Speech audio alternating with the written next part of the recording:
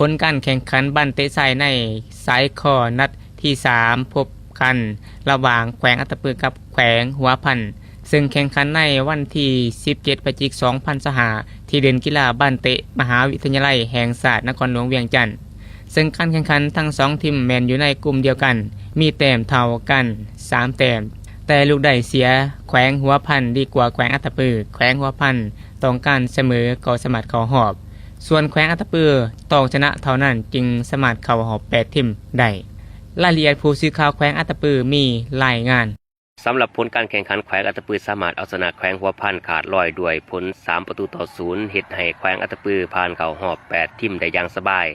ซึ่งเครื่องเวลาทำอิฐทีมแขวงอัตตปือของบ้านได้ดีกว่าอย่างชัดเจนและลีนเกมบุกอย่างมั่นใจก่อนจะยิงประตูขึ้นนำในนาที10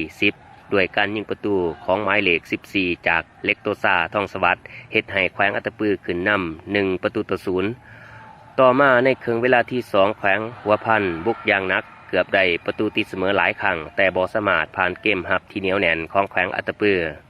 ต่อมาหอดนาที79แขวงอัตตปือ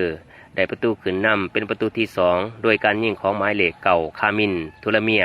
หลังจากนั้นถ่ายเกมนาที90แขวงอัตตปือยิงเพิ่มประตูที่3โดยการยิงหมายเลข11วรรณศรดวงไมตรีจบเกมแขวงอัตตปือชนะแขวงหัวพันด้วยผลประตู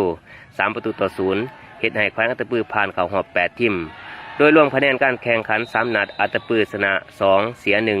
รวมทั้งหมด6คะแนนส่วนแขวงหัวพันชนะ1เสีย2มี3คะแนนบ่เพียงพอจะผ่านเข้ารอบต่อไป